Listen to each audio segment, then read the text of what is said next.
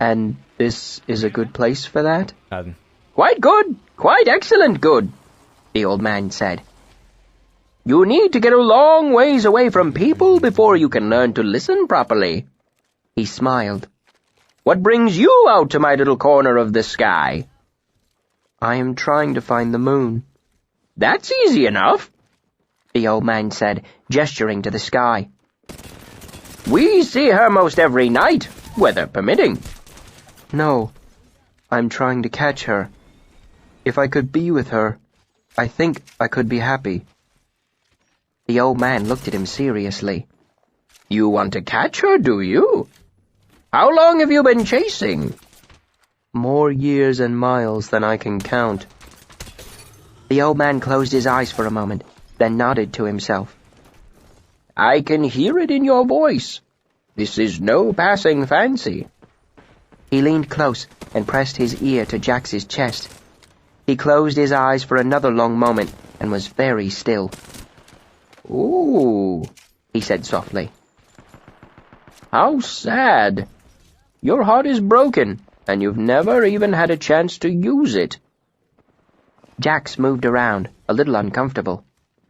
If you don't mind my asking, Jax said, what's your name? I don't mind you asking, the old man said, so long as you don't mind me not telling. If you had my name, I'd be under your power, wouldn't I?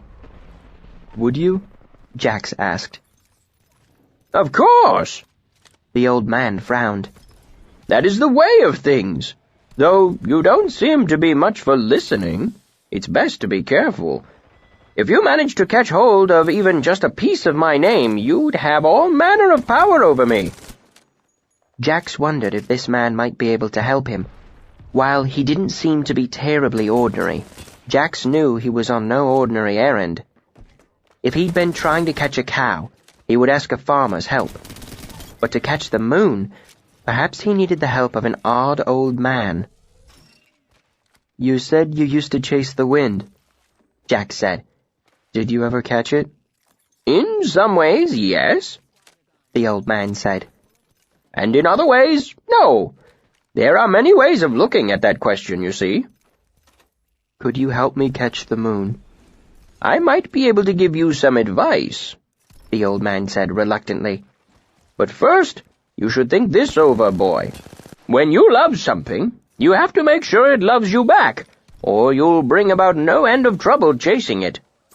Hespa didn't look at Dedan as she said this. She looked everywhere in the world but at him. Because of this, she didn't see the stricken, helpless look on his face. How can I find out if she loves me? Jax asked. Gotta be two people, right? There's no way you could try listening, the old man said, almost shyly. It works wonders, you know. I could teach you how. How long would that take? A couple years, the old man said. Give or take. It depends on if you have a knack for it. It's tricky, proper listening, but once you have it, you'll know the moon down to the bottoms of her feet. Jack shook his head. Too long. If I can catch her, I can talk with her. I can make... Well, that's part of your problem right there, the old man said. You don't really want to catch her. Not really. Will you trail her through the sky? Of course not. You want to meet her. That means you need the moon to come to you. How can I do that? He said. The old man smiled. Well, that's the question, isn't it? What do you have that the moon might want? What do you have to offer the moon? Only what I have in these packs. That's not quite what I meant, the old man muttered. But we might as well take a look at what you've brought, too. The old hermit looked through the first pack and found many practical things. The contents of the second pack were more expensive and rare, but no more useful. Then the old man saw the third pack. And what do you have in there? I've never been able to get it open, Jack said. The knot is too much for me. The hermit closed his eyes for a moment, listening. Then he opened his eyes and frowned at Jax. The knot says you tore at it. pricked it with a knife, bit it with your teeth. Jax was surprised.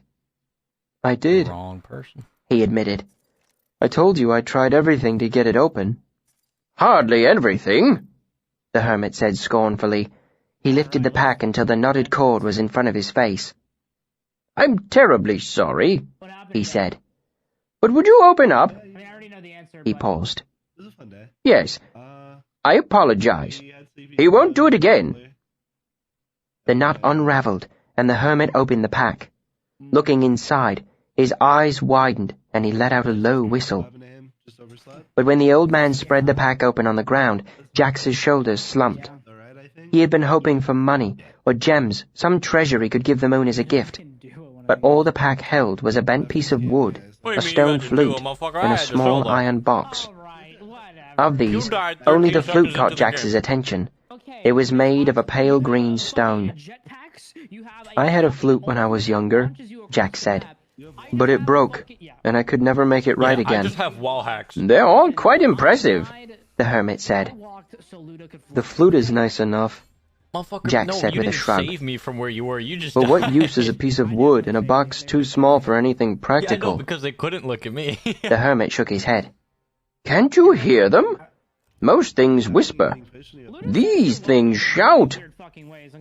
He pointed at the piece of crooked wood. Bro, I'm telling you, rank That like is a full of, folding little house, that are unless I gods. miss my guess. Quite a nice one, too. What's a folding house? You know how you can fold a piece of paper on itself, and each time it gets smaller? The old really, man boomer. gestured at the piece of crooked wood. Oh, A folding no. house is like that, except Well, it's a good house, luck. of course. Jax took hold of the piece of crooked wood Good luck, and guys. tried to straighten it.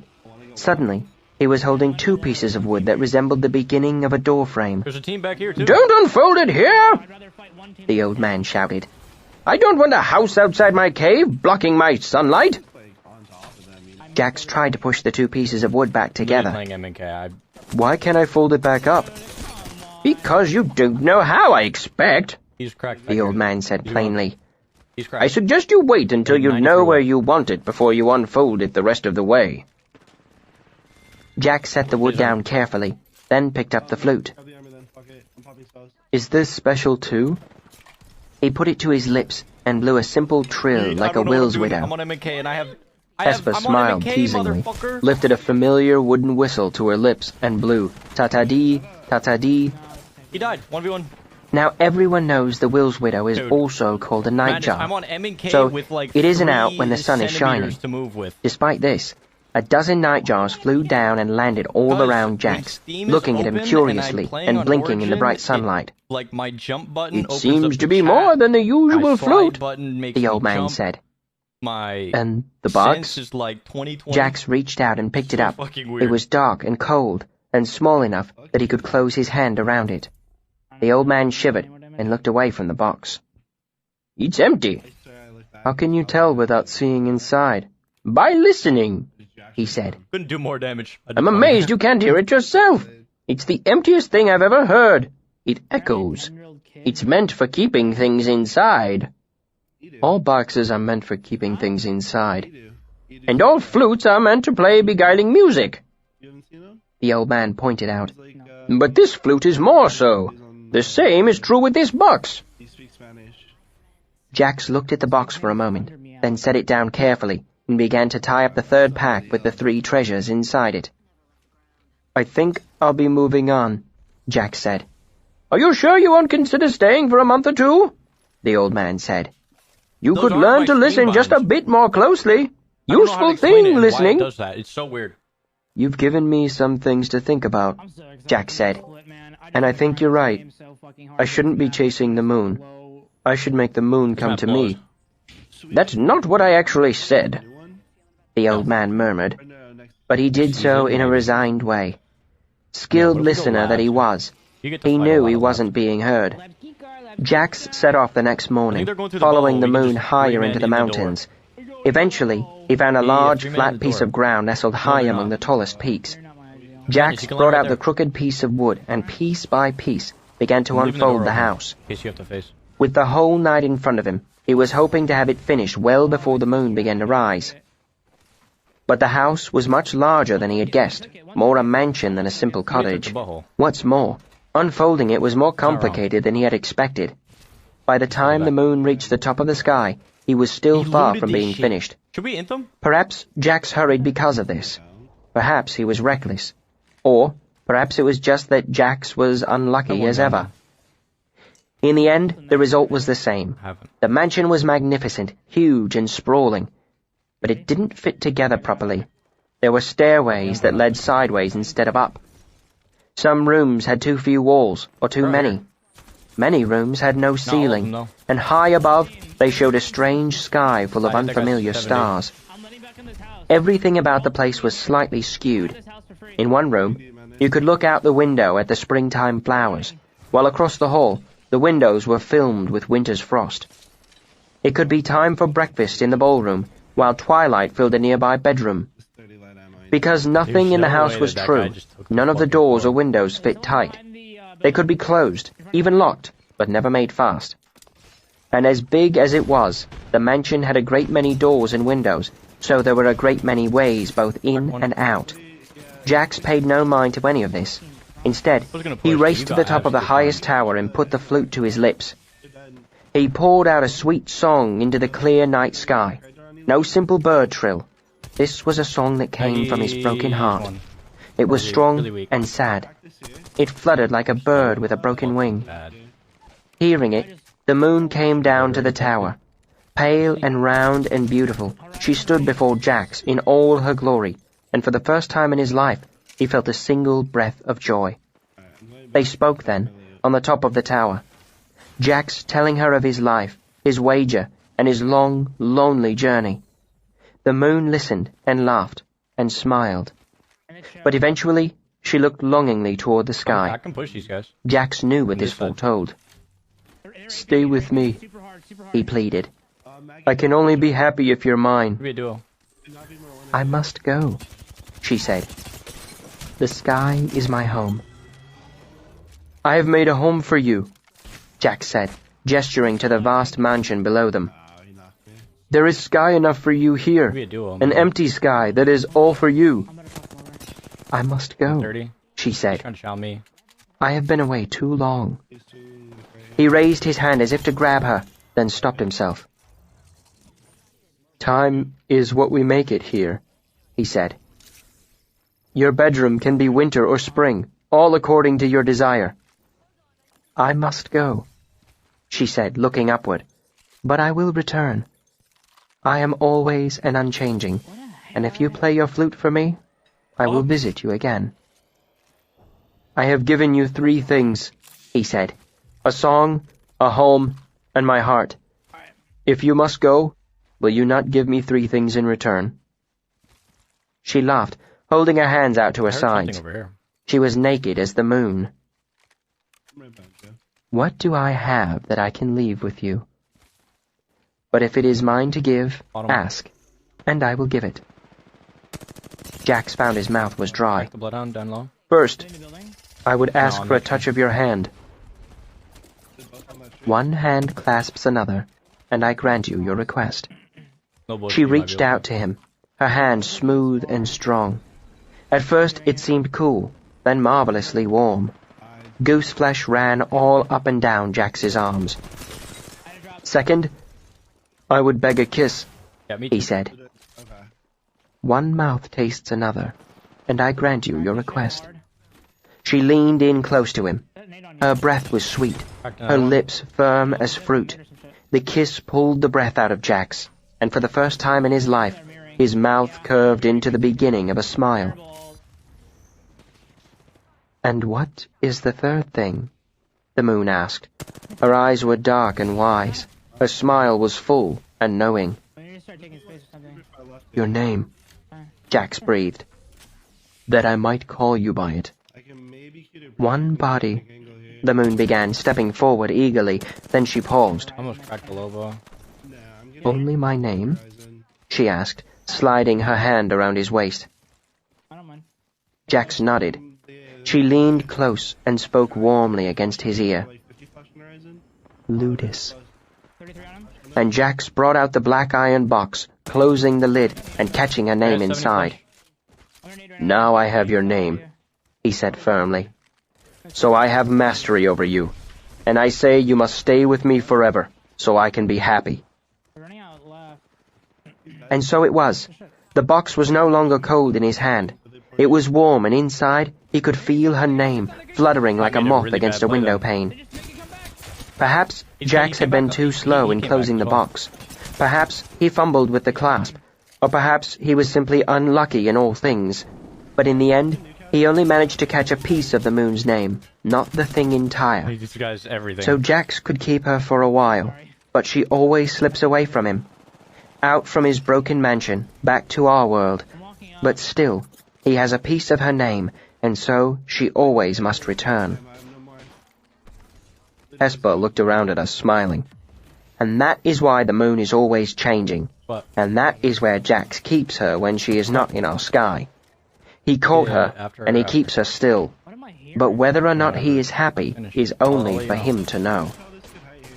There was a long moment of silence. That, Daydan said. is one hell of a story. Hesper looked down, That guy's really and weak. though the firelight made it difficult to tell, I would have bet a penny she was blushing. Hard Hesper, who I wouldn't have guessed had a drop of blushing in her. It took me a long time to remember all of it, she said. My mother used to tell it to me when I was a little girl. Every night, always the same.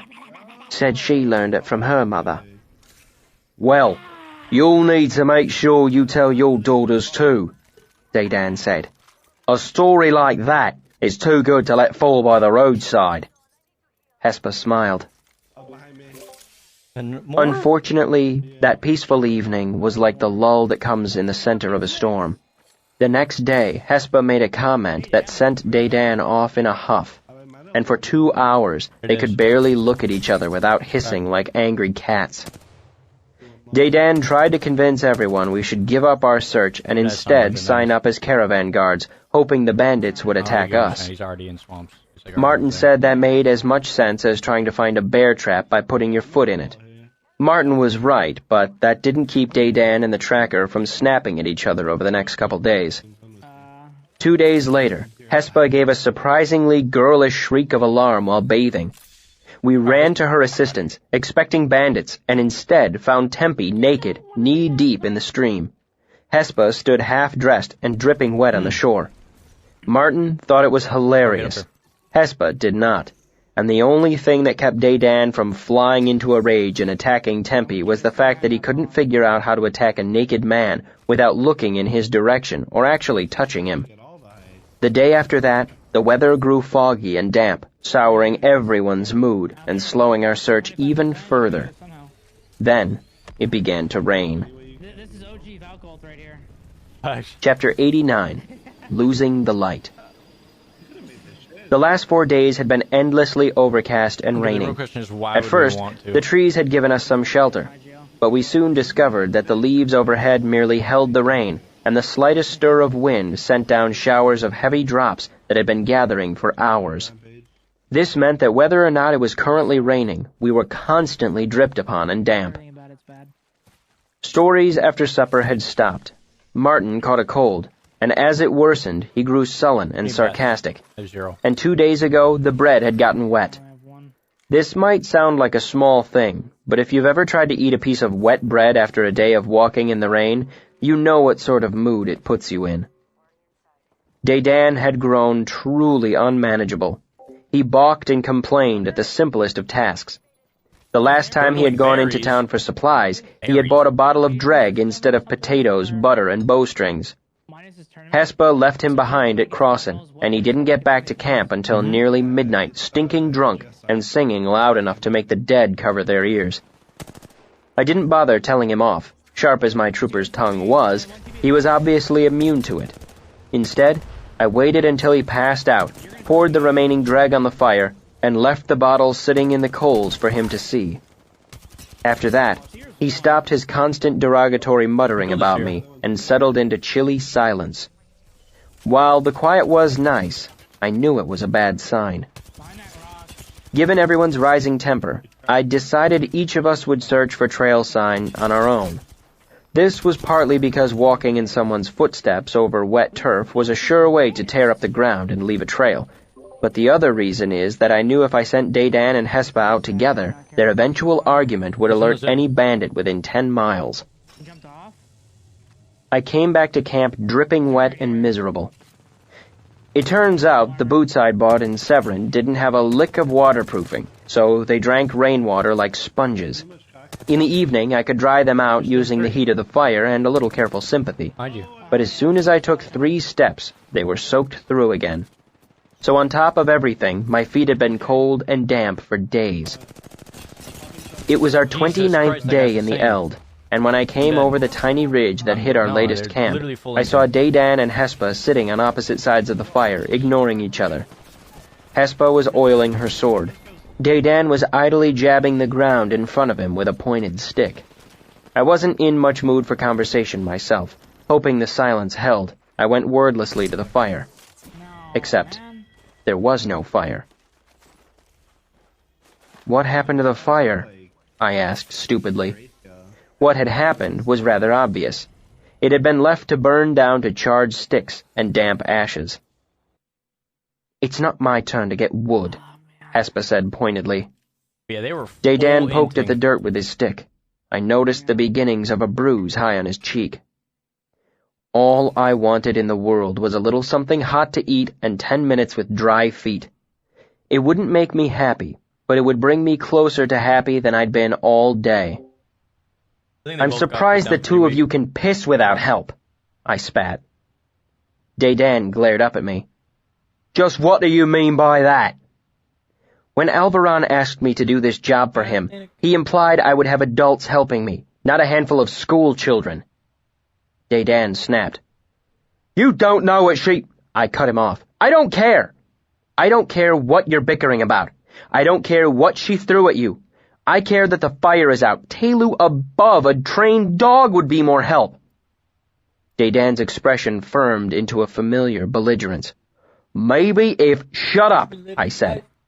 "I would rather listen to a jackass braying than waste my time with whatever you're saying. When I come back to camp, I expect fire and a meal. If this is beyond you, I'll arrange to have some 5-year-old come out from Crossin and babysit the both of you." Daydan stood. The wind gusted in the trees above us, sending down heavy drops to patter on the ground. "You're on your way to a meal you won't be able to stomach, boy."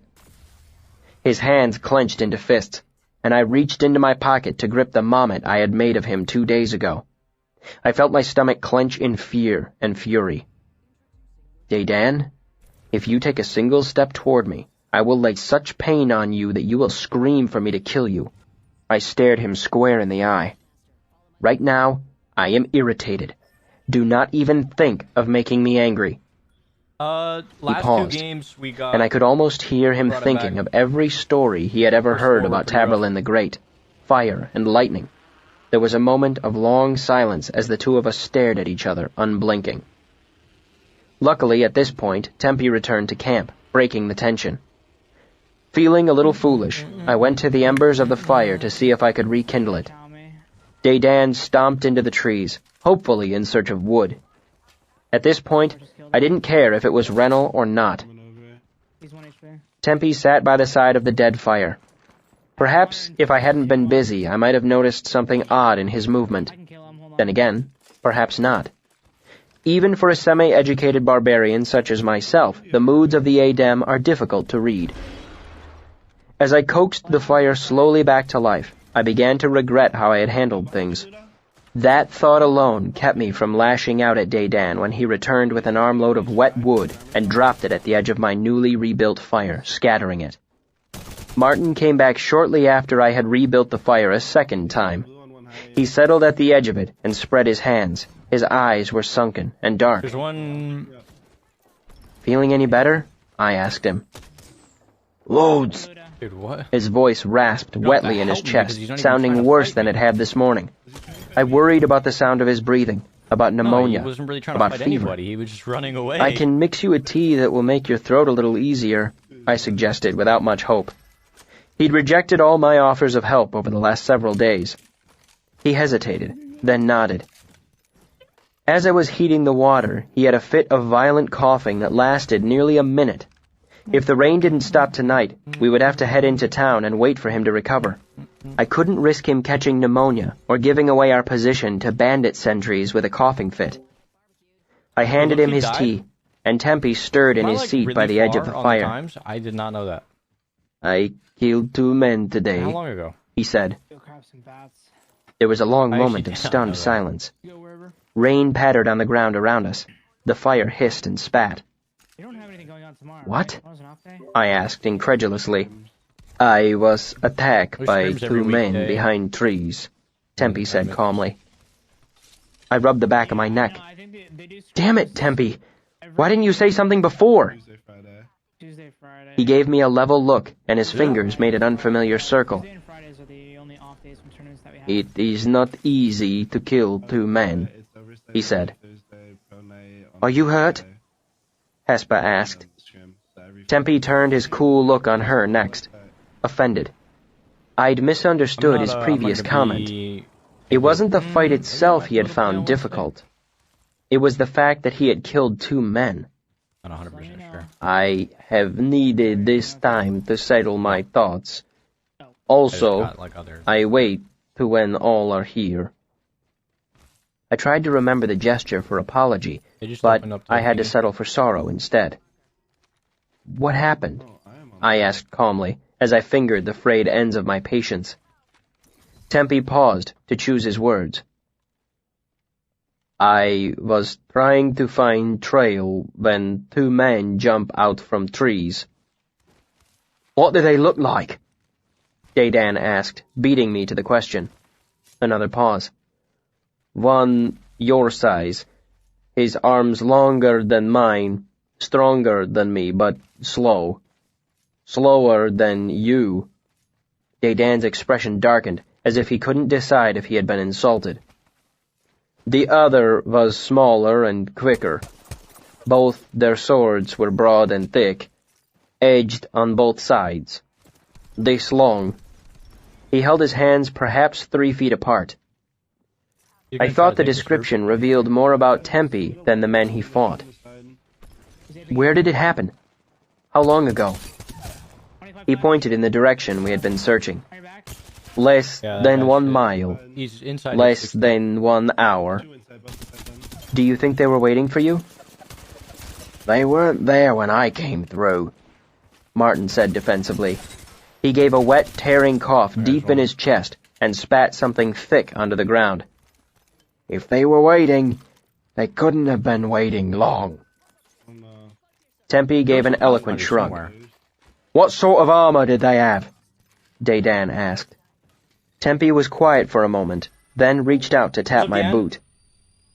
This? We came 6th overall. Leather, I suggested. He nodded. Leather. Hard and with some metal. Dedan relaxed a bit. That's something, at least, he mused, then looked up sharply at Hespa. What? What was that look you just gave me? Click. I wasn't looking at you, Hespa said frostily. You were so. You rolled your eyes. He looked at Martin. I actually hate You saw her roll her eyes, didn't you? ya? Shut up! I snarled at the 2 of them. Like Surprisingly, things grew quiet. I mean, I pressed the heels of my hands to my eyes and gave our situation a moment of uninterrupted thought. Yeah, Martin, that's what I mean. how much light do we have left? He looked up at the slate-colored sky. About another hour and a half like this, he rasped. Enough to track in. Then, maybe a quarter hour of bad light after that. The sun will go down quick behind these clouds. Fucking what? Do you feel up to a little more running around today? I asked. Dude, they're His grin surprised me. If we can find these bastards tonight, let's do it. They've kept me tramping around this godforsaken place long enough. Fight at market in the first. I nodded, reached out, and took a pinch of damp ash from the pitifully small fire. I rubbed it between my fingers thoughtfully, then wiped it onto a small rag and tucked it into my cloak.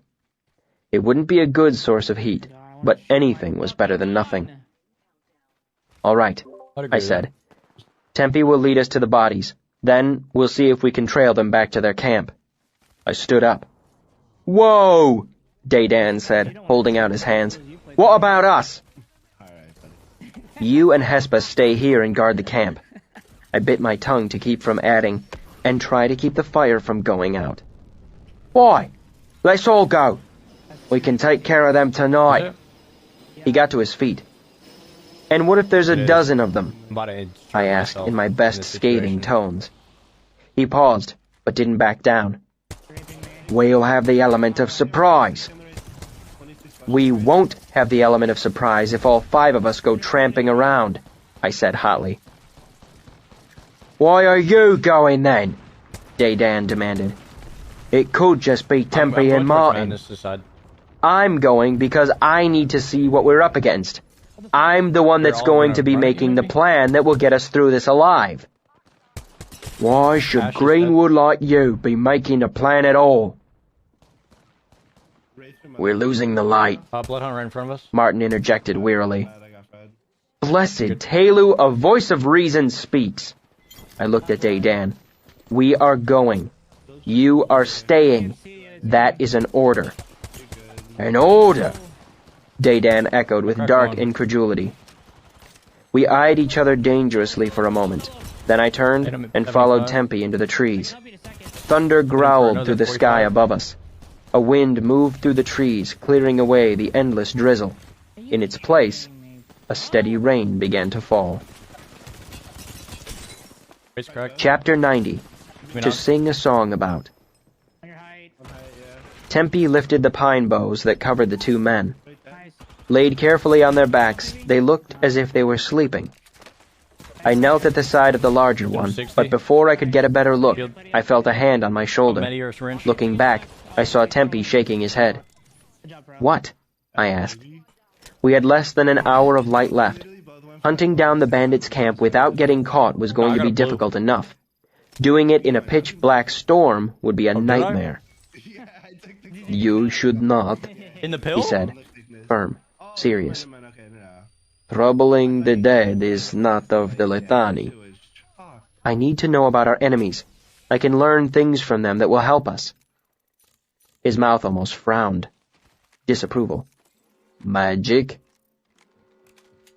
I shook my head. Looking only. I pointed to my eyes, then tapped my temple. Thinking.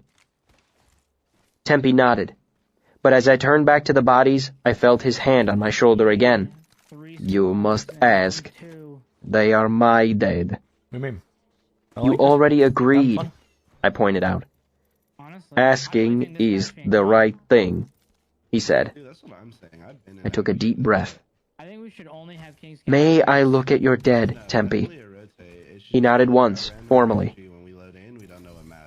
I looked over to where Martin was giving his bowstring a careful inspection under a nearby tree. Do you want to see if you can find their trail? He nodded and pushed himself away from the tree. I'd start over there. I pointed to the south between 2 ridges. I know my business, he said as he walked off, shouldering his bow. Tempe took a couple steps away, and I turned my attention to the bodies. One was actually quite a bit larger than Daydan, a great bull of a man. They were older than I had expected, and their hands had the calluses that mark long years of working with weapons. These were not disgruntled farm boys. These were veterans. I've got the trail, Martin said, startling me. I hadn't heard the sound of him approaching over the low susurrus of the falling rain. It's clear as day.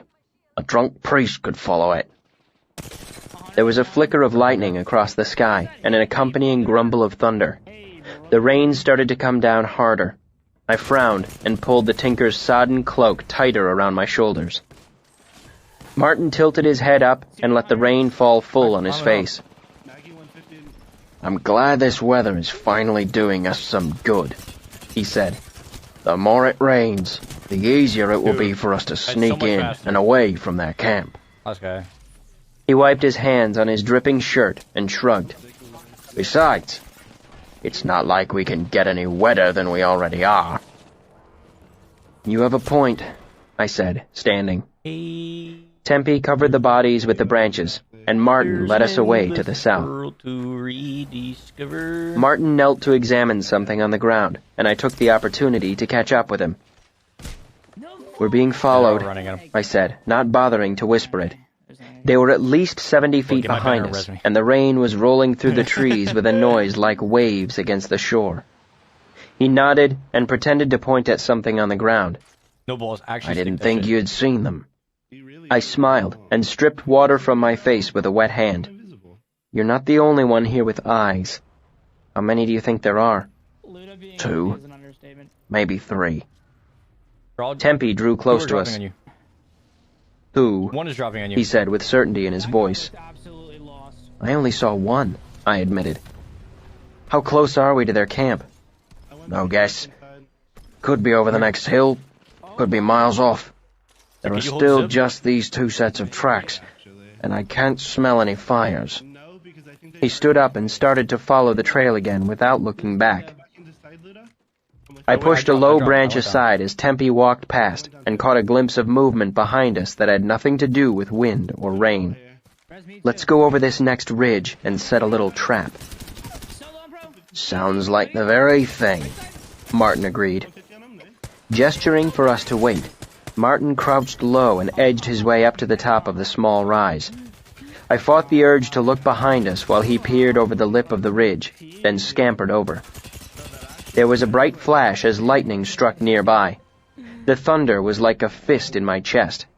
I startled. Tempe stood. Fuck. "This is like of home," he said, smiling faintly. What? He made no attempt to keep the water from his face. Martin waved, and we stalked over the top of the ridge. Once we were out of sight of whoever was following us, I looked around quickly. "Keep following the tracks up to that twisted spruce, then circle back," I gestured. "Tempe hides there. Martin, behind that fallen tree. That was 4-4 I'll go at the behind that stone. Martin will make the first move. Use your judgment, but it would probably be best if you waited until they were past that broken stump. Try to leave one of them alive, if possible, but we Just follow can't me, have them actually, I getting think away it's or making over too much noise." "What will you be doing?"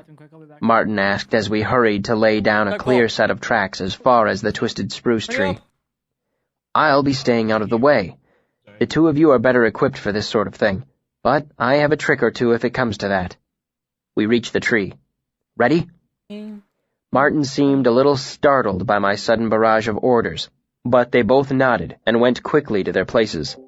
I circled around and settled behind a lumpish upcrop of stone.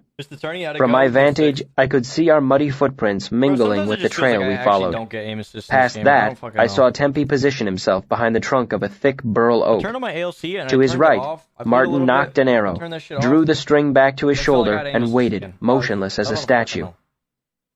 I brought out the rag that held the pinch of ash and a slender piece of iron, holding them ready in my hand. My stomach churned as I thought about what we had been sent here to do, hunt and kill men. True, they were outlaws and murderers, but men nonetheless. I deepened my breathing and tried to relax. The surface of the stone was chill and gritty against my cheek. I strained my ears, but couldn't hear anything over the steady drumming of the rain. I fought the urge to lean farther around the edge of the stone and broaden my field of vision. Lightning flashed again, and I was counting the seconds until the thunder, when I saw a pair of figures slink into view. I felt a sudden heat flare up in my chest. "Shoot them, Martin!" I said loudly. Dedan whirled around and was facing me with his sword drawn by the time I stepped from my hiding place. Hespa was a little more restrained and stopped with her sword halfway out of its scabbard. I put my knife away and walked to within a half-dozen steps of Dedan. The thunder rolled over us as I caught and held his eyes. His expression was defiant, and I didn't bother to disguise my anger. After a long minute of silence, he looked away, pretending he needed to brush the water from his eyes. "Put that away," I nodded to his sword. After a second's hesitation, he did so.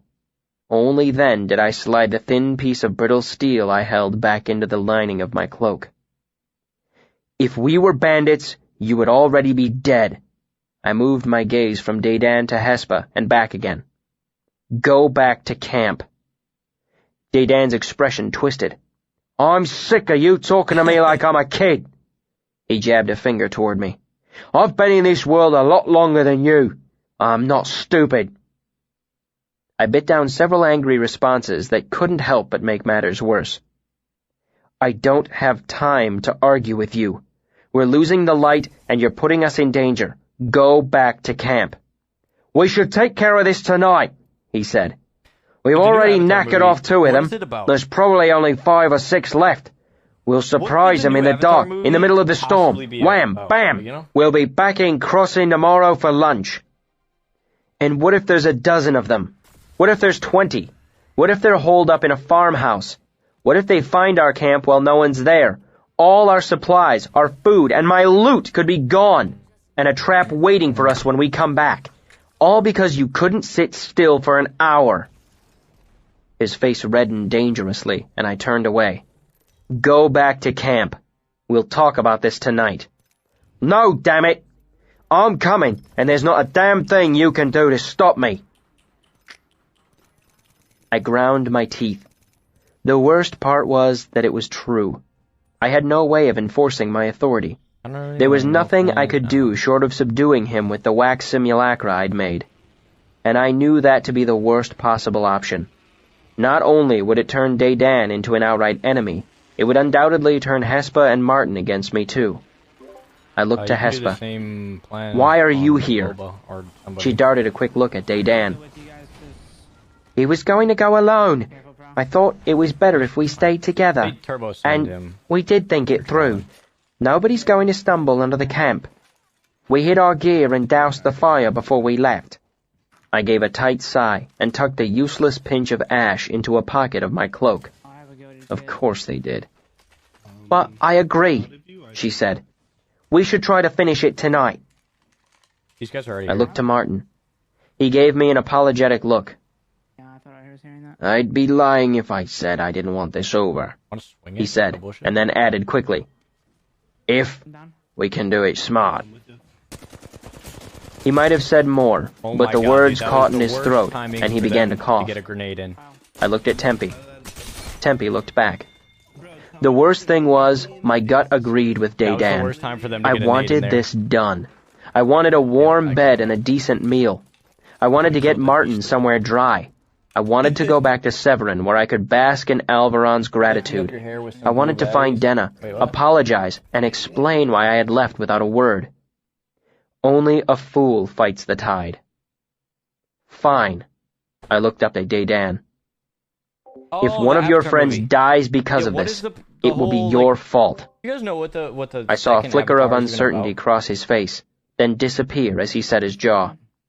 He had said too much for his pride to let him back down. I leveled a long finger at him.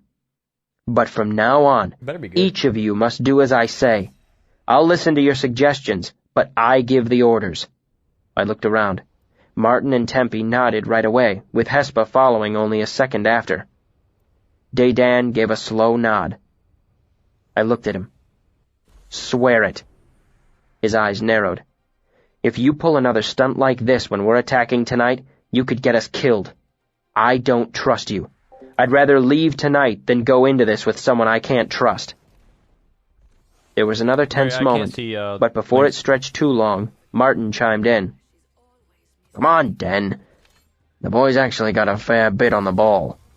He set up this little ambush in about 4 seconds. His tone turned jocular. Besides, he's not as bad as that bastard Brenway, and the money for that little privy dance wasn't half as good. Daydan cracked a smile. Yeah, I suppose you're right. So long as it's over tonight.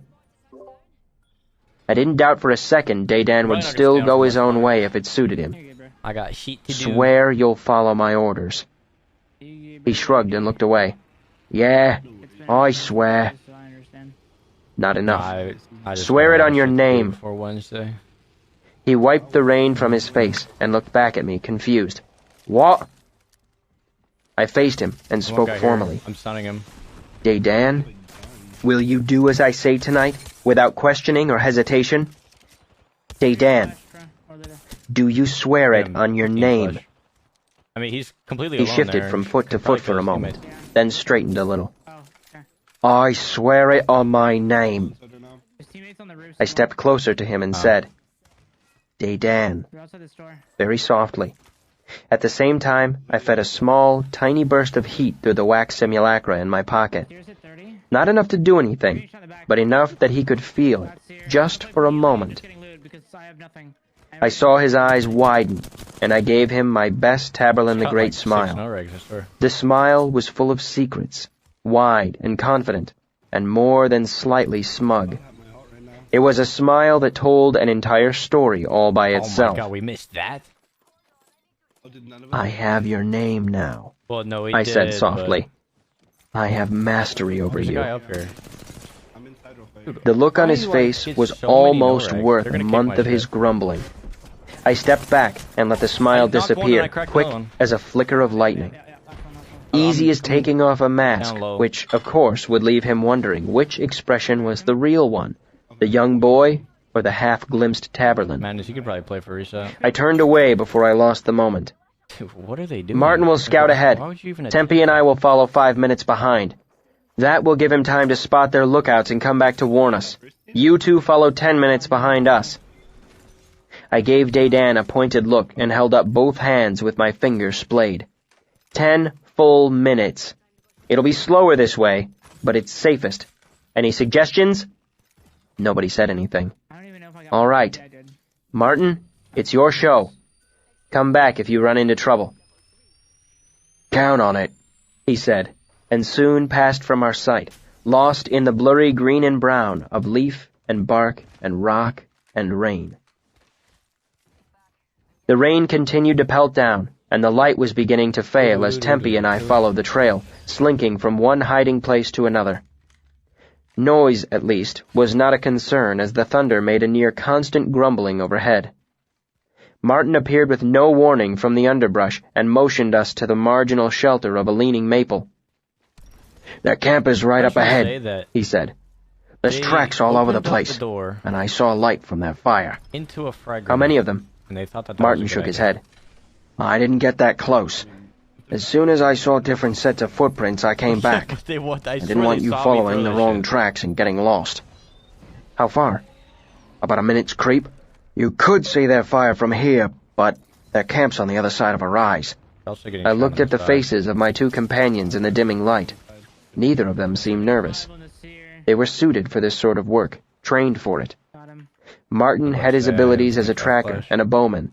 Tempe had the legendary skill of the ADEM.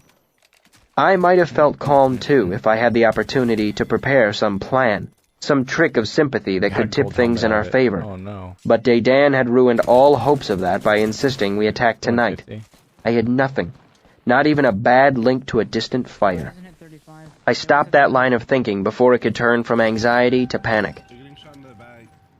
"Let's go then," I said, pleased at the calm timbre of my voice. It was really bad for me. The three of us crept forward as the last of the light slowly bled from the sky. In the gray, Martin and Tempe were difficult to see, which reassured me. If it was hard for me, it would be near impossible for sentries to spot us from a distance. There's another, Soon, there's a I spied firelight reflecting off the undersides of high branches ahead. inside. Crouching, Play I back. followed There's a third Martin party and that's running Tempe up in. the side of a steep bank He's made facing slippery by the rain. I thought I saw a stir of movement ahead of us. Then lightning struck. In the near dark it was enough to blind me, but not before the muddy bank was highlighted in dazzling white. A tall man stood on the ridge with a drawn bow. Tempe crouched a few feet up the bank, frozen in the That's act the of carefully horizon. placing his feet.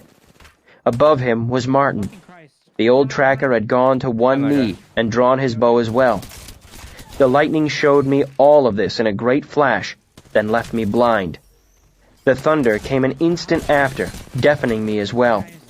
I dropped to the ground and rolled, wet leaves and dirt clinging to my Third party face. should be here, right? When I opened my eyes, all I could see were the blue wasn't. ghosts the lightning had left dancing in front of my eyes. There. There was no outcry. If the sentry had made one, it had been covered by the thunder. Bro, I'm I looking lay at very the photo, still dude. until my eyes adjusted. It took me a long, breathless second to find Tempe. Thanks for playing. He was up the bank some 15 feet, kneeling over a dark shape. The sentry. I approached him, scrabbling through the wet fern and muddy leaves. I will be on tomorrow. Lightning flickered again above us, more gently this time, and I saw the shaft of one of Martin's arrows protruding at an angle from the sentry's chest. The fletching had come loose, and it fluttered in the wind like a tiny, sodden flag. Dead, Yeah, I really gotta figure it Tempe out. said when I feel Martin like and I'm I really were bad. close enough to I feel hear. like I'm playing I fucking doubted it. atrocious. Even a deep chest wound won't kill a man as quickly Maybe I as should that. I don't know. But as I Maybe moved take a break? closer, I don't I know. saw the What I gotta angle of the do. arrow. It was a heart I might shot. just play off stream for a while. I looked at Martin with amazement. That's a shot to sing a song about, It's I getting said pretty quietly. bad. It's Luck. really bad, actually. It's not He getting better, dismissed it's it getting worse. and turned Like, his it's getting attention worse to the and top worse of and the worse and ridge a worse. few feet above us. Let's hope I have some left, he said as he began to crawl. As I crawled after him, I caught a glimpse of Tempe still kneeling over the fallen man. He leaned close, as if whispering to the body. Then I saw the camp, and all vague curiosity about the Adem's peculiarity was pushed from my mind. Chapter 91. Flame, Thunder, Broken Tree. The ridge we crouched on made a wide half-circle, holding the bandits' camp in the center of a protective crescent. The result was that the camp sat at the bottom of a large, shallow bowl. From our position, I could see the open portion of the bowl was bordered by a stream that curved in and away. The trunk of a towering oak tree rose like a pillar in the center of the bowl, sheltering the camp with its huge branches. 2 fires burned sullenly on either side of the great oak. Both would have been big as bonfires if not for the weather. As it was, they merely shed enough light to reveal the camp. Camp is a misleading term. Encampment would be better. There were 6 field tents, My hands short are and freezing sloping, cold, bro. mostly intended for sleeping and storing equipment. The 7th tent was almost a small pavilion, rectangular and large enough for several men to stand upright. 6 men sat huddled close to the fires on makeshift benches. They were bundled up against the rain, all of them with the hard-eyed, long-suffering look of experienced soldiers. I ducked back below the ridgeline and was surprised to feel no fear at all. I turned to Martin and saw his eyes were a little wild. "How many do you think there are?" I asked. His eyes flickered thoughtfully. "At least 2 to a tent. If their leader keeps to the big tent, that makes 13, and we've killed 3, so 10. 10 at the very least." What's up, Tim? He licked his lips nervously. "But they could be sleeping as many as 4 to a tent, and the big tent could sleep 5 more in addition to the leader. That makes 30, less 3. So at best, we're outnumbered 2 to 1, I said. "Do you like those odds?" Dude, I was supposed to His stream eyes on moved Friday, to the ridgeline, then back to me. but "I'd take 2 to 1. streams ended up not happening. We've so. got surprise. You got We're another right up cat? close." He paused Damn. and coughed into his sleeve. He spat. How many cats do you have? Is "But that there's 2 or is that 20 of 3? them down there. I can feel it in my balls." "Can you convince Daydan?" He nodded. Where's actually He'll streaming? believe me. That's what I'm saying. "He's not half the ass he Dude, my seems hands most are of the freezing time." cold. Good. I considered briefly. Things had been happening more quickly than I can tell them aloud. So despite everything that had happened, Daydan and So Hespa cold. were Oh, still that's not 5 or okay. 6 minutes behind us. "Go turn the 2 of them around," I told Martin. "Then come back for Tempe and me." He looked The only way to uncertain. get them warm is to- "You sure you don't want to come now? We don't know when their guard might change." "I'll have Tempe with me. Besides, it should only take Okay, you so a couple yeah, minutes. I got control. I want to freak. see if I can get a better count of how many there are." I got control freak. Martin hurried off, and Tempe and now my I stick edged is our way super back high up to up. the top of the ridge. I don't know After if a it's moment, actually he beneficial. edged closer So far, until the left it side of feels his like- body was pressed up feels against like my I have right. less recoil, which is weird. I noticed something I'd missed earlier. But it's There were wooden definitely weird poles to the get size used of to. tall fence Like, posts you scattered gotta throughout get the used camp. to it. "Posts?" I asked Tempe, driving my finger into the ground to illustrate what I mean. They throw you off. He Yeah, nodded no, to they- show they he throw me understood, off too, but, then like, shrugged. I guessed they're actually they might be supposed to be tethers for beneficial. horses, or drying poles for sodden clothes. I pushed it from my mind in favor of more pressing matters. What's up, Nice? What do you think we should do? Beneficial. Tempe was And the silent science for a behind it long makes moment. sense. Like, Kill it definitely some. makes sense on why leave. they're supposed to be good. Wait. It's Others like, come. The more range of motion Leave. you have, He gave the characteristic More control pause you that have meant he over was it, lacking the but, word like, he wanted to use. it's like Jump move it like behind this, trees. yeah, little like, Surprise. oh, wait, move He it nodded. Slightly. We surprise. Wait. I don't know. Hunt like, rest. It's more Tail range of mayor. motion, so you have more control. I nodded. Not the quick resolution we had hoped for, but the only sane option against this number you of want to make that men. little micro adjustment. When control Martin freaks are came back, better. the three of us would take our first sting at them. And the taller they are, I the guessed more with control you're surprise supposed to on our have. side. Martin Guys, could don't mark think as it's many as 10 3 or 4 with fucking his months, bow so much before we casual. were forced to flee. Year 3, Odds 10 were months. he wouldn't kill 10 months all of watching them, a part-timer. but Dude, any I've man been arrow actually, shot would be full-timing less of a this threat month to us in the days so to come. far. Any other way? You panic too much? A long pause. I will say that my movements got No worse, way, that is of the Lithani. but like, said. it doesn't feel like I have Having recoil, seen which enough, is, I like, carefully crazy. slid down several feet until I was out of sight. I shivered as the rain continued to pelt down. Why does my controller say It felt Chronos on it? colder Yeah, than it had a that couple fucking minutes bitch. ago, and I began to worry You that know I'd what else caught came Martin's in? cold. My little That fucking, was the last thing I needed right now. ammonia or whatever it's called. I caught sight of Martin approaching I'm smelling and was salt. about to explain our plan when I saw his panicked expression. I can't find them. You He were hissed primed for frantically. most of the months. I trailed back to where they should have been, but they weren't there. So either they already turned back, which they wouldn't do, So I'm or also they were trying too to get close used to behind us and jumping ended up following the with, wrong set of tracks in this with bad light. my left paddle now. I felt a chill that had nothing to It's do with the beneficial constant to rain. learn to jump with your paddle. Can't you There's track no them reason down? For me to be jumping with If I my could, I button. would have. But all the prints look the same I'm in the also trying dark. to get used to that. What are we gonna I'm changing do? a lot of things about my He clutched at my way I arm. play. I could tell by his eyes that he was on the verge of panic. They won't be careful. They'll think we've scouted everything ahead of them. What should we do? I Yeah, reached into the pocket that held that's the one Daydan's problem simulacra. that, like, I can ran find them. into when I first But initially before I started could do using them, which is anything, why there was an I'm, like, outcry from the eastern I edge of the wanna learn camp. how to, It was followed a second later I by wanna a learn how to furious use shout them and a string of cursing. without me Is that pressing my Daydan? jump button I asked. with A. Like, Martin I need to, nodded. I need to stop From pressing over the ridge jump came the with A. sound of frantic movement. The three of us If you moved if as you wanna quickly use as them we correctly, dared, you either peering have to over the claw- top. Men were swarming from the low tents Because if like you're, hornets if from a you're trying nest. To, like, take your hand There were at off least your, a dozen of them now, your and I saw joystick, 4 like, with strung press all bows. the buttons, you're just not Long gonna be able to sections do of it. It's planking just not- appeared from nowhere and were reasonable. leaned against the posts, making crude walls about 4 feet high. Within seconds, I don't the know what vulnerable, you typed, but I knew what you wide-open meant. camp became a veritable fortress.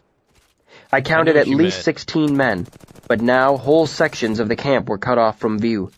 The light was worse as well, as the makeshift walls blocked the fires and cast deep shadows against I the will night. say, though, that recoil on this is Martin was swearing a crazy. steady stream, understandably, as his bow wasn't nearly as useful now. He knocked an arrow quick as winking, and might have fired it just as fast if I hadn't laid a hand on his arm. Wait. He frowned, then nodded, knowing they would have half a dozen arrows for every one I of will say his. that, dude, recoil on this Tempe goes was suddenly insane. useless as well. He would be riddled with arrows long before he came close to the camp. The only bright facet was that their attention wasn't directed toward us. They were focused off to the east, where we had heard the sentry's cry and Daydan's cursing. The 3 of us might escape before we were discovered, but that would mean leaving Daydan and Hespa behind. This was the time when a skilled arcanist should be able to tip the scales, if not to give us an advantage, then at least to make escape possible. But I had no fire, Car? no link. I was clever enough to make do without one What of do control those, freaks do? but without both, I was They nearly elevate your helpless. sticks to give you more range of motion. Rain began to pour down more heavily. Thunder grumbled. It was only a matter of time before the bandits figured out there were only 2 of them and rushed over the ridge to make short work of our companions. If the 3 of us drew their attention, we would be Basically gives you overrun more just as control quickly. Over your stick. There was a concert of gentle hums, and a flight of arrows But leapt I gotta over the get used eastern to it, ridge. 'cause I'm so used to, like, Martin certain things stopped already. swearing and held his breath. He looked at me. "What are we gonna do?" he said urgently. There was a questioning shout from the camp, and when no answer was you're at range. forthcoming, another flight of arrows hummed over the eastern ridge, finding the They're range supposed of to their give you target. better, like, What are we gonna do? You're just supposed to be more Martin precise repeated. with them in general. What if they're hurt? Because of the What if more they're range of dead? motion, you're supposed to be more precise. I with closed them. my eyes and slid down below the ridgeline, trying to gain a moment of clear thought. Not just like My better foot recoil bumped control, something it doesn't- soft it and doesn't solid. stop at the recoil The control. dead sentry. But that is a A plus. dark thought occurred. I drew a deep breath and threw myself into the heart of stone. Deep. Yeah, I know. Deeper than I had ever been I'm before. gonna get used to them. All fear left me. Once I'm used all to them, hesitation. It's gonna be, like, I really took hold of the beneficial, body but by its wrist and began to Gotta get drag used to it up these toward the motherfuckers lip first. of the ridge. He was a heavy man, but I hardly noticed. "Martin, may I use your dead?" I asked absently. The words were in a pleasant baritone, the calmest voice I had ever heard. Without waiting for an answer, I looked over the ridgeline toward the camp. I just want to be. I saw one of the men behind the wall I bending got his the bow Galaxy for another ones. shot. I I just drew know my that these long, are slender nuts. knife of good Ramsden the Galaxy steel ones. and fixed the image of the bowman in my mind. I set my teeth and stabbed the dead sentry in the kidney. The knife went in slowly, as if I were stabbing heavy clay instead of flesh. A scream rose above the sound of the thunder. The man fell, his bow flying wildly out of his hands. What's up, Another Tiff? mercenary stooped to look at his companion. Another thing I I got refocused is my and ammonia, stabbed my the sentry smelling in his other kidney, I kinda using wanna both try it. hands this time. Apparently it's There was a painful, second right? scream, It's supposed to be shriller like- than the it's supposed to be first, like 6 inches more keen than a scream, away from your I nose thought if you in an smell it. odd separate corner of my mind. "Don't shoot yet," I cautioned Martin calmly, not looking away from the camp. "They still don't know where we are." I drew the knife out, But like, so refocused, far, actually, and dude, the drove other it day, I coolly was into the sentry's fucking eye. with them. Like, I was A man going stood crazy. I upright wasn't behind the missing. wooden wall, blood pouring down his face the air from quality underneath where his I'm at? clutching hands. I'm right Two of behind- his I'm actually comrades down. I actually rose, need RP. trying to get him back below the wooden Masters. parapet. My knife rose and fell, and one of them toppled to the ground quality, even let's as his see. hands rose to his It's own pretty bad bleeding right now. face. Moderate "Holy health risk. God!" Martin choked. "Dear holy God!" I set the knife against the sentry's throat and surveyed the camp. Their military efficiency was falling apart as they began to panic. One of the wounded men continued to scream, high and piercing over the grumbling thunder. There's a fire, that's why. I saw one of the bowmen searching the ridgeline with hard eyes. I drew the knife across the sentry's throat, but nothing seemed to happen. Leave my pop, Then, bro. I the don't bowman like you want me to looked leave my pop. puzzled I need and to raised shoot a his little hand bit. to touch his own throat. It came Using away one lightly just the right smeared stick, with yeah, blood. I'm only using one on the His right stick. eyes grew I wide, have a and he smaller began to one, but I don't shout. think I'm gonna use this. This Dropping one's his bow, huge. he ran to the Too other much. side of the low wall, then back, trying to escape but not knowing where to run. Right. Then, Better he call, regained use his the mid composure one. and began desperately searching the ridgeline all around the camp. You He fuck, showed dude, no this is signs not of like falling. pubs. You I could have frowned, landed anywhere else set other the than knife my against the building, you dead fat sentry's fuck. neck again and leaned There's against literally it a whole hard. other side. My arms trembled, but the knife began to move again, slowly, as if I were trying to Anyways. cut a block of ice. The bowman's hands flew to his neck, so close and to me. blood poured over them. He staggered, stumbled, and fell into one of the fires. He thrashed wildly, scattering burning coals everywhere, adding to the confusion. I was deciding where to strike next Nice, when you lightning something lit the else. sky, showing me a clear, stark picture of the body. The rain had mingled with the blood, and it was everywhere. You know what I mean? Like, My why? hands Like, were why? dark you with know it. What I'm saying? Like, why would that guy? Unwilling to ever, maim like, his do hands, that? I rolled him over onto his stomach and struggled to remove his boots. Then I refocused myself and sawed through the thick tendons above the ankles and behind the knees. It crippled 2 more men, but the Like, all knife you was had to moving do was more just and not more land in my slowly, building. and my arms understand? ached with the strain of it. The corpse was an excellent link, What's up, but the Aloe? only energy I had was the Been gone strength so of my long? body. Under these conditions, motherfucker. it felt more like I I just was took a cutting weekend. wood than flesh. Not even the full weekend. I took a Friday and a Saturday. It had been scarcely more than a minute or two I am since doing the good, camp I had am been doing- alerted. I'm a control freak. I spat dude. water I'm so and took a controlling. moment's rest for my trembling arms and exhausted mind. I mean, I eyed the camp below, watching the confusion and panic build. A man emerged from the large tent at the base of the tree. He was dressed differently than the others, wearing a hauberk of bright chainmail that came nearly to his knees with a coif covering his head. He stepped into the chaos with a fearless grace, taking everything in at a glance.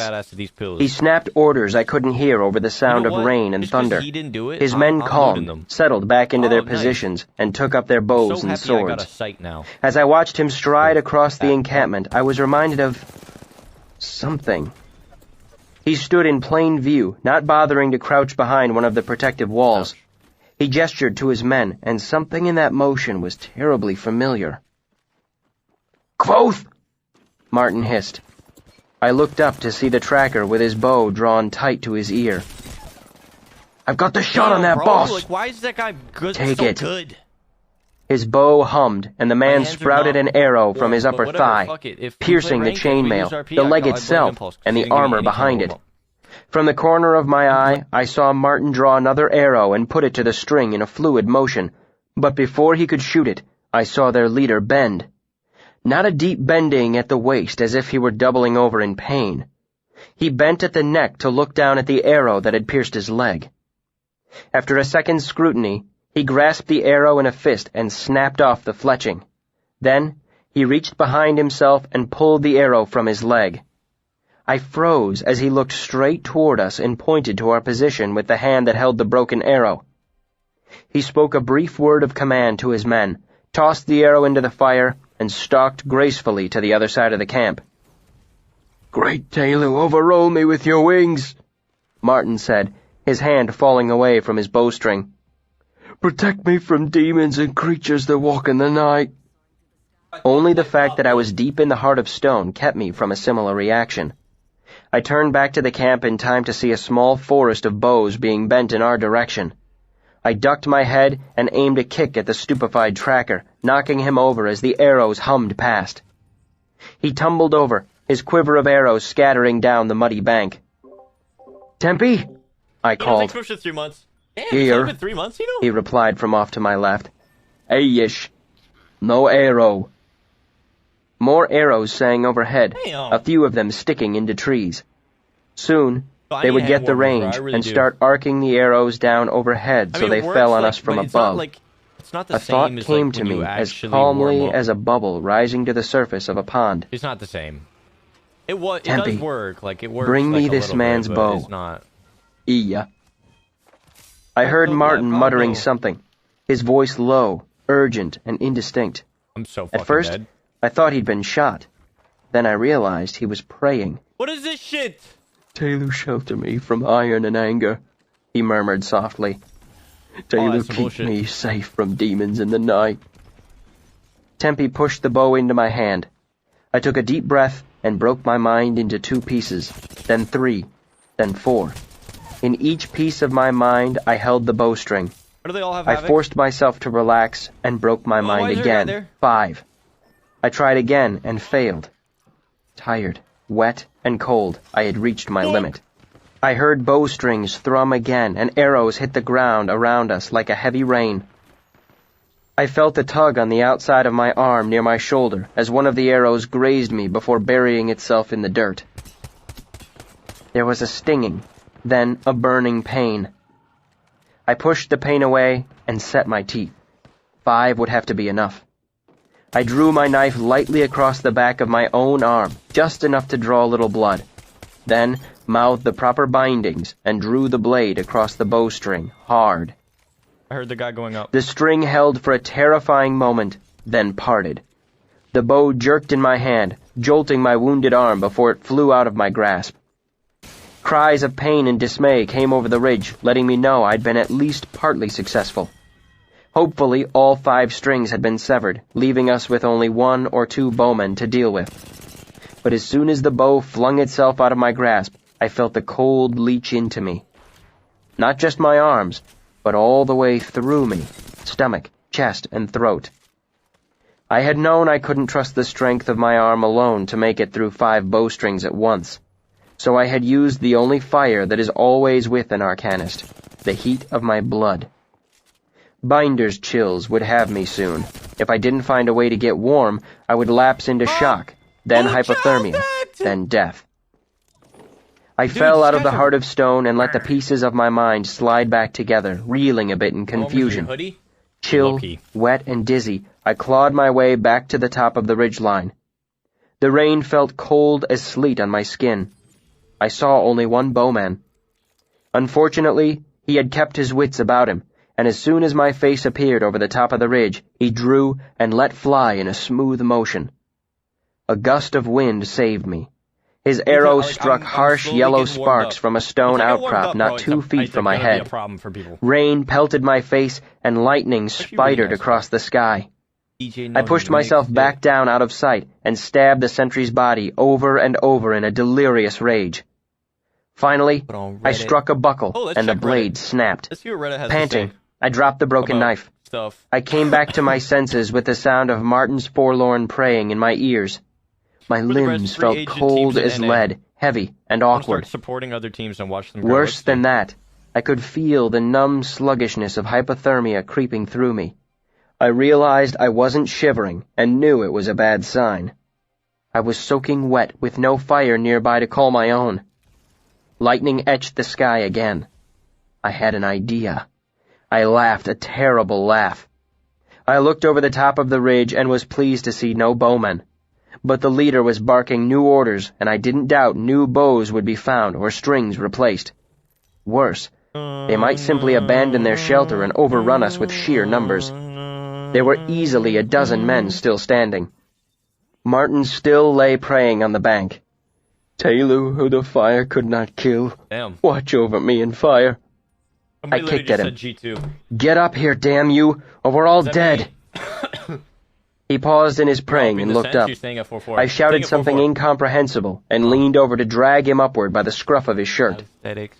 I shook him hard and thrust his Bilbo? bow at him with my other hand, not knowing how it had come to be there. Or scrims on the weekends. Lightning flashed again and showed me what he no saw. tourneys and shit on weekends. My hands and arms were covered with the sentry's We don't blood. dance. Oh. The pelting rain made it streak and run, but hadn't washed it away. It looked black in the brief, glaring light. Martin took his bow numbly. "Shoot the tree!" I shouted over the thunder. He looked at me as if I had gone mad. "Shoot it!" Something in my expression must have convinced him, but his arrows were scattered, and he took up his litany again as he searched the muddy bank for one. "Telu, who held Encanis to the wheel, watch over me in darkness."